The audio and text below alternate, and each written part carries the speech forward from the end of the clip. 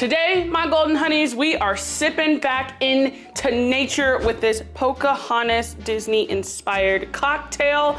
It is cinnamony, it's creamy, it's just sweet, it's delicious, everything that you would want when you go on a walk in nature. I actually believe, and I will have to fact check myself, but I actually believe I went as Pocahontas 1 year for Halloween before we stopped celebrating it. And it's always been one of those movies that has just, I don't know, tugged on my heartstrings for some reason. And it also could be due to the fact that I am a little bit of Cherokee and Choctaw in there in this nice little fine body. It doesn't necessarily show. My African roots do a little bit more, which I adore, but I do have some native in me, and this cocktail just kind of brings me right back home. So without further ado, I'm gonna stop letting y'all girlies wait, and we're gonna hop right into this Pocahontas-inspired cocktail.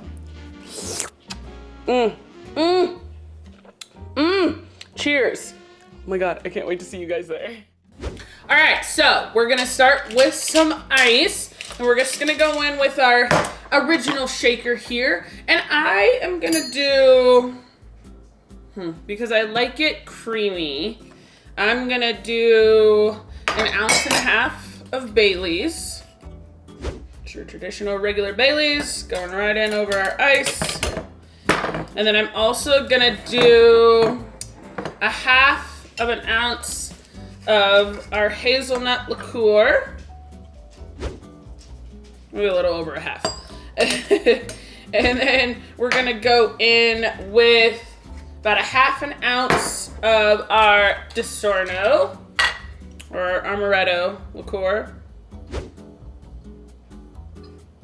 Right there, just like that. And then I'm gonna go in with literally just a splash, or about 1/4 ounce of your cinnamon schnapps. Oh, that is cinnamony. So if you are kind of like me and you don't really care for a ton of cinnamon flavor, especially artificial, I'd dial back on that a little bit. I've actually never worked with Goldschlager, so this is pretty cool. But yeah, it's cinnamony for sure. And then I'm gonna just take our glass, our nice earthy, I don't know, this just kind of makes me feel like you think you own whatever land you land on. And in honor of our little Pocahontas girl, that's Moana right here. I love me some Pocahontas, y'all. I'm really trying to tell y'all. So anyways, so with our glass, we're gonna go in and just decorate it with a little bit of caramel syrup. Just kind of drizzle that around the glass. And now we're just gonna take our lid, put that on like that, give this a good shake over our ice. Enough to chill it, nothing crazy. And I am also going to double strain.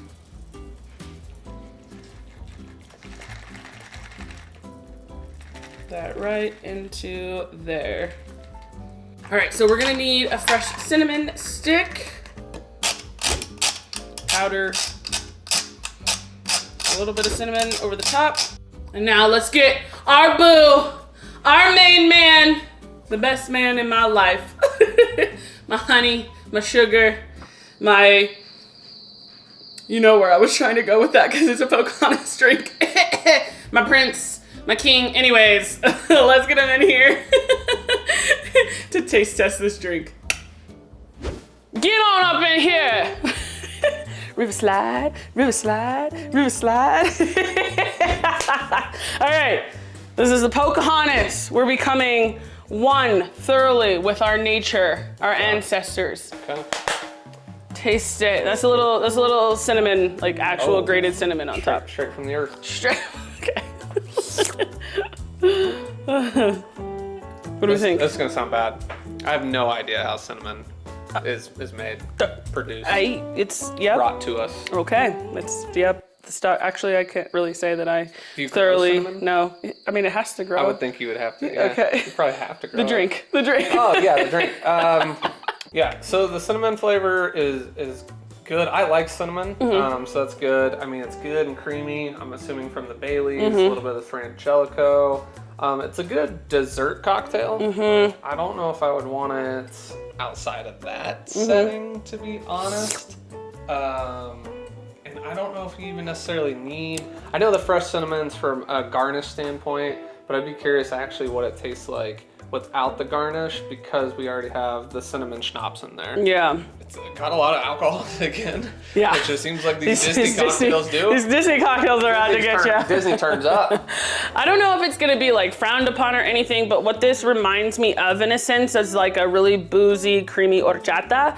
Yep. It's got like the cinnamon, it's got the creaminess. I mean, obviously this is more made again with just booze instead of like rice and milk and nutmeg and cinnamon and things like that. I'd almost be curious to honestly just put like a dash of nutmeg on top to just kind of change the aroma. Yeah.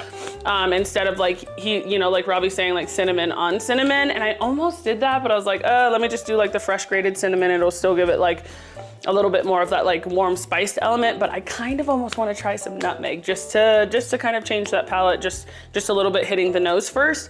But this to me, it is a dessert cocktail, but I feel like we've kind of said in a couple of our other ones, I don't taste the booze or like that really strong alcohol undertone or aftertaste that follows.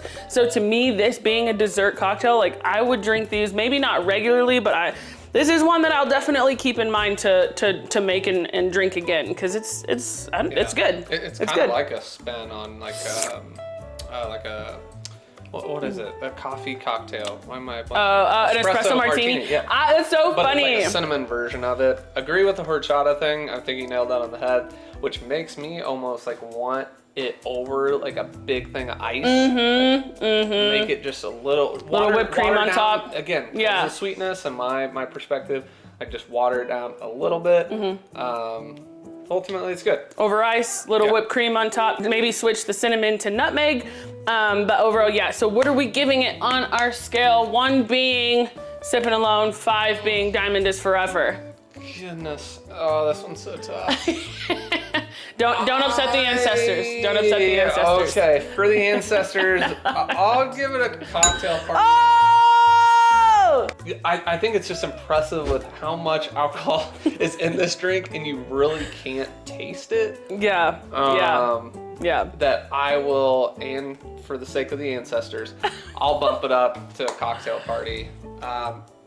In the very specific setting of a dessert cocktail. Fair. I'm not sipping more than one of these. Okay. I'm not gonna lie. Well, that is very true. I don't know if I could sip more than 1.5 of these in like a full setting, because it is again sweet, but better not sip 1.5. Better drink all that cocktail.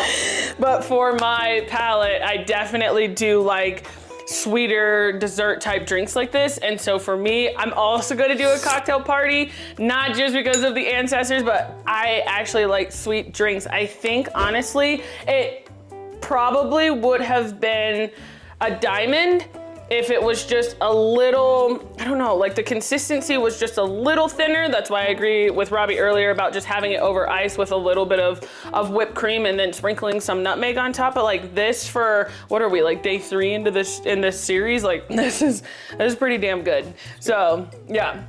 All right, so that's what we have for you. I think it was absolutely delicious. Don't forget, this is a 20 cocktail series. So we are doing 20 of these drinks. We started last week, and last week, honestly, I was pretty impressed. It was a pretty good drink to kick off the series. So definitely go check that out. It is based on The Lion King, which obviously you kind of...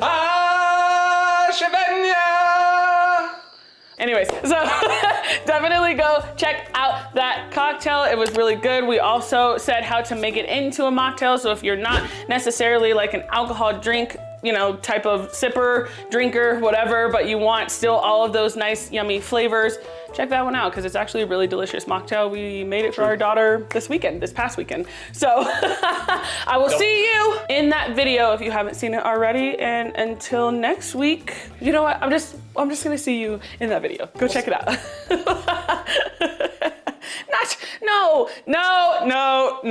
No.